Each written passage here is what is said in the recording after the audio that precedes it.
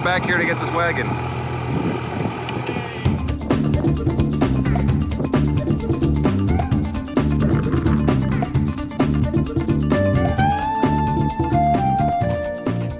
This was my wagon in college. Soren bought it and put a 2.5 liter R engine in here, and it is just ready to rock and roll. And you know what else it has?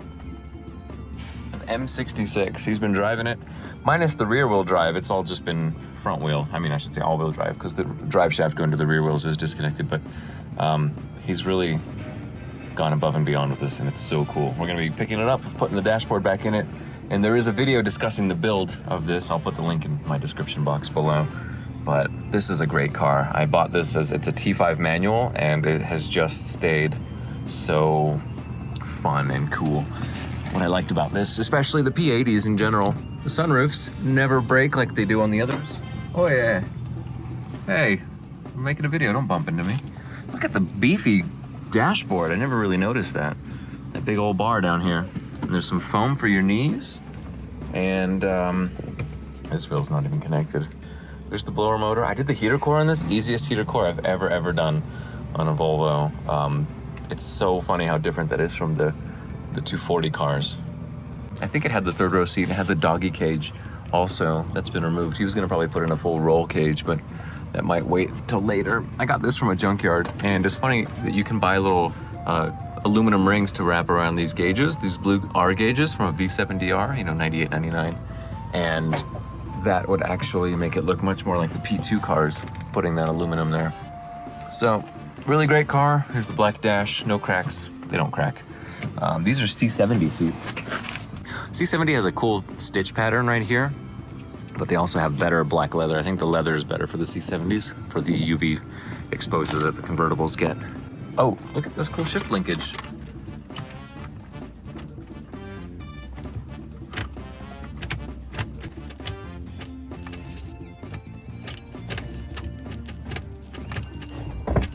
I'll tell you what though, this car is just every bit as comfortable as I remember it. Whoa!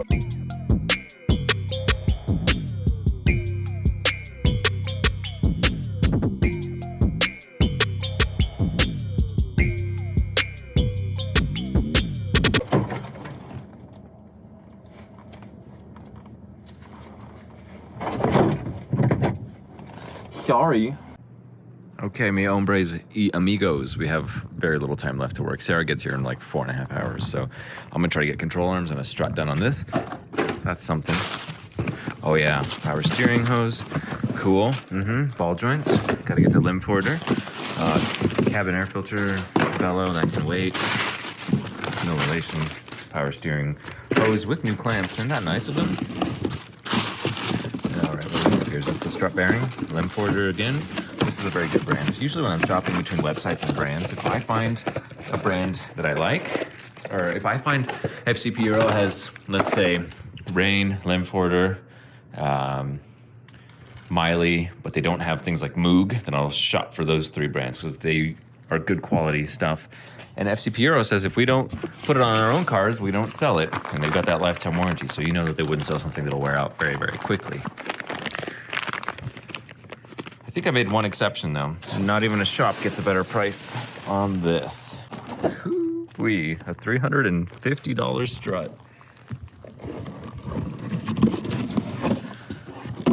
Doesn't look like much, does it? It's a strut with a cable on it. But you know, Monroe has the 4C C2501S, baby. Yep, and it's all in there, all the magic. So let's see if we can get this car back to original performance with the suspension. That should be a lot of fun. Here we go.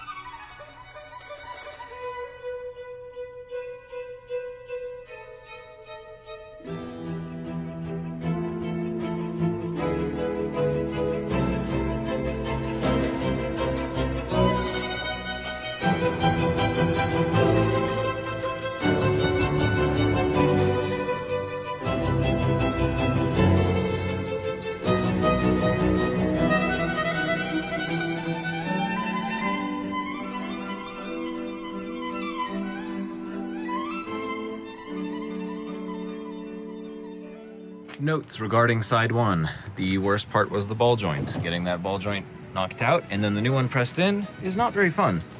Here it is. Oh, dang it. I forgot to do the bump stops. Let me do those now. Also, you can see the bushing doesn't look awful like this, but then up in detail, oh yeah, it's bad. The ball joint threads were going in crooked no matter what, and I just had to hammer and beat the snot out of it. I didn't like having to do that, but that's a necessary evil. The 4C wiring is kind of difficult. It's a long cable here, and it ends up right there with the white zip tie. I replaced the factory mounting point for the zip tie with another zip tie, so that's good to go. We'll see what we're gonna do about that guy. Gotta move on, I'm in a hurry. Well, bully for me, I got 2 left control arms, 0 right control arms. That explains why one of them had a polyurethane bushing and the other one did not. Had I known that, had I taken the time to check since I was rushing through this, knowing it was my last day for work here and the only day the parts would arrive, with like 3 hours available, I installed the rubber bushing instead of the poly one for that front corner. Anyway, a new bushing's a new bushing, but still, that would have been preferred. Bummer.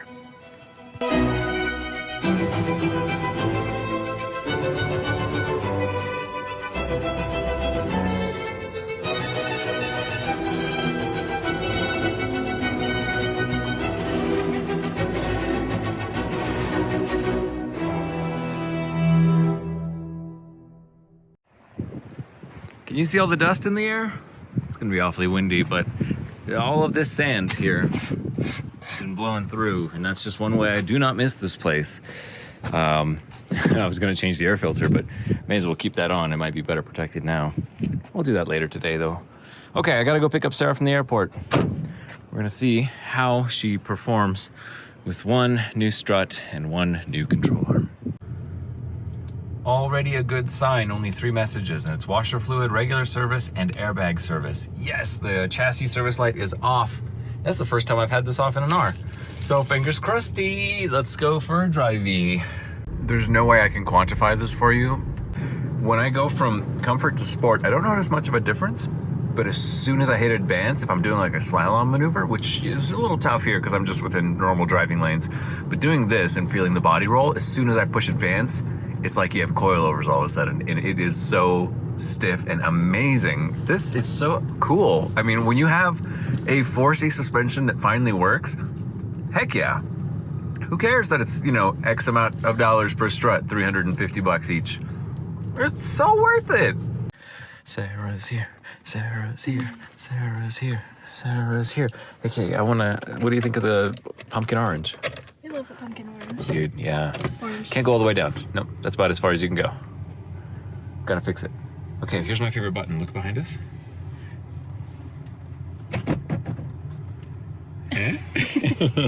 Cool. Well, I disconnected the battery. Let's see if we can get it off of limp mode and back to full boost. You already told me it doesn't work.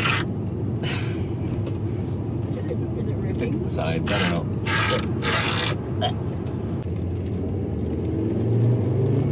Nope, that's not it. It's still in limp mode. That's too bad. This is only 5 pounds.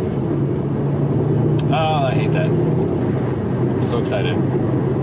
But it feels, yeah, it's, you know, it'll get out of its own way, but it's, I'm disappointed. What are you doing? Hi.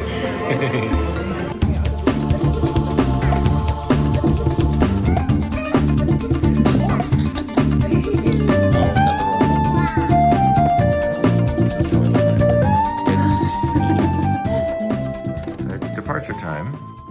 Let's... Any big concerns? Or nervous for anything? Yeah. She's loaded up, still in limp mode, and as of last night, oh, you guys are not gonna like this, but I'll show you what I did. I added a boost gauge. It's going with the beat. Oh, on the camera?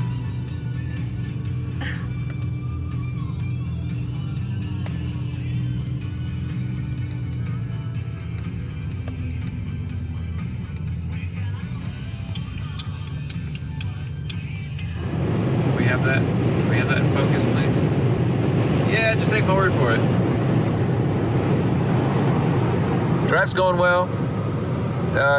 Temperature gauge needle is slightly above middle, and that's probably fine if that's normal for it, but 25.6 miles per gallon, and the little boost gauge is a very useful tool just to see how the engine's doing, so I can diagnose if clunks or interruptions in the drivetrain are wind, suspension, or air conditioning clutch, things like that, because the vacuum will alter. Are you comfy?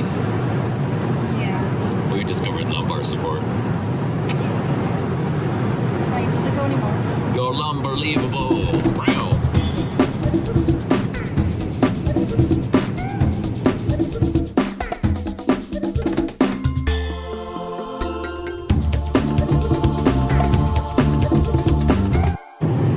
Hey, we're going through a nice little bit of snow here as we approach the heart of Flagstaff, and then we'll go south on 17. It's funny to think that from here to 3 hours later, we'll just be kind of in a hot, dry climate again, right in the heart of Phoenix. But for now, we get to enjoy a little bit of snow. Hey, I heard a sound, and right around the time the road got groovy and the snow got snowy, it sounded like a bearing failure in the angle gear or something. I'm hoping the road just has some cuts in it for fresh asphalt traction on snowy conditions, because it looked like that. But I gotta poke underneath and confirm we're not leaking oil and losing bearings.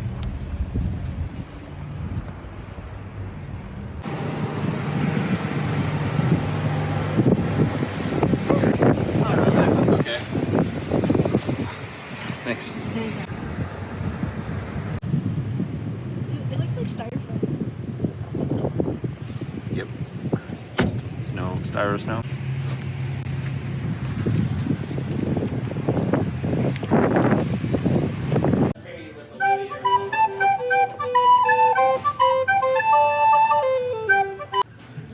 We don't have an aux jack, so we went CD shopping.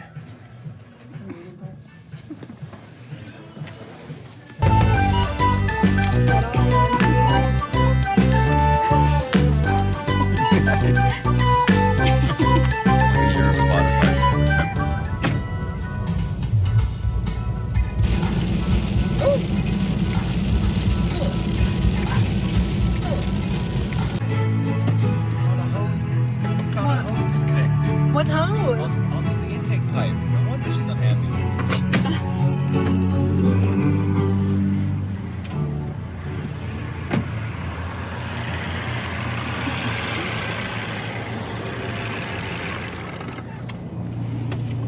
This failer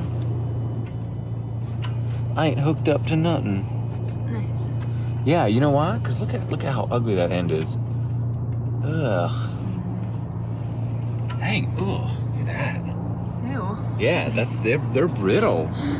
Most of our problems are just maintenance, really. Inside, and I just hope they let. Oh, I touched your backpack.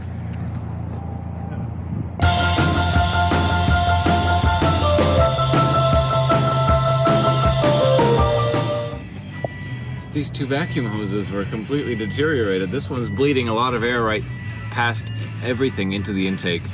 And this one here, well, you could just see how crumbly they are. Yay, we're fixing hoses in a parking lot. And I'm so glad that we went here instead of trying to stretch vacuum tubing from the windshield wipers to this. We got the right size tube, well, we got a close enough size tube, and we're gonna have new hoses. I didn't plan on doing it here, but I'm glad that we're solving our air leak problem. And this will probably help us get boost, because this is definitely a boost leak too. Because the manifold basically was venting out into these. Just needs to Ciao. vent. Huh? It just needs to vent. I'm venting. Okay.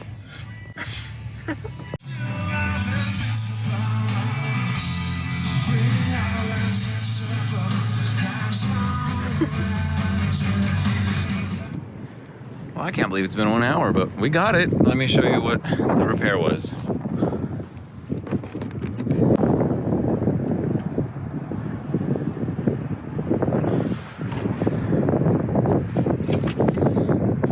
Fresh new black hose to here, and this feller here connects to the intake at the middle. There's the nipple right there. Not bad at all. Good job, Dave. You're proud of you. Thanks, I'm proud of me too. Look at this, Sarah.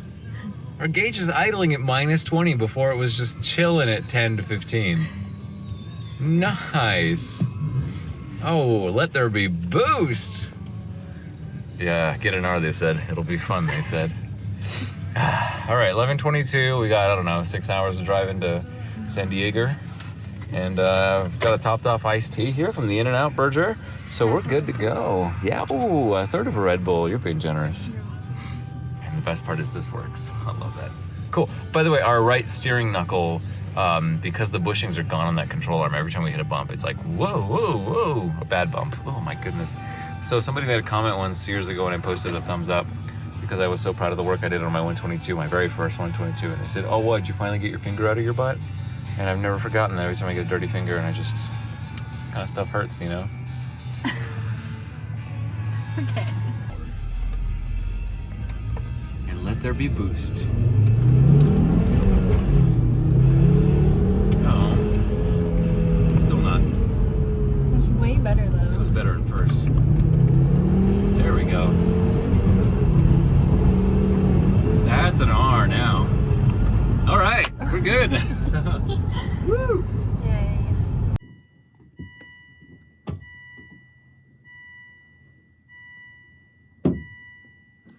26 miles per gallon. If it's a PO420, that's an efficiency code for the catalytic converter, i.e. oxygen sensor.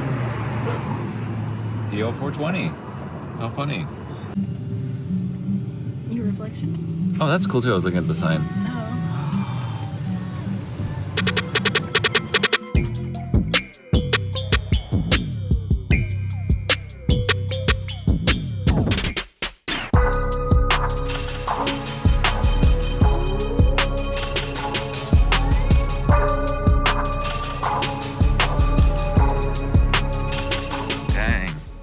Look how much you cleaned up.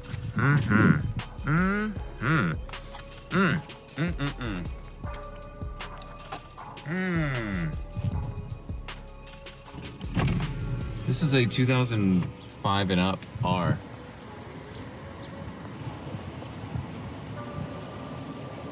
It's got a really good body kit on it. That's the ground effects that I think was a Volvo option, and the spoiler and the side skirts. Oh man.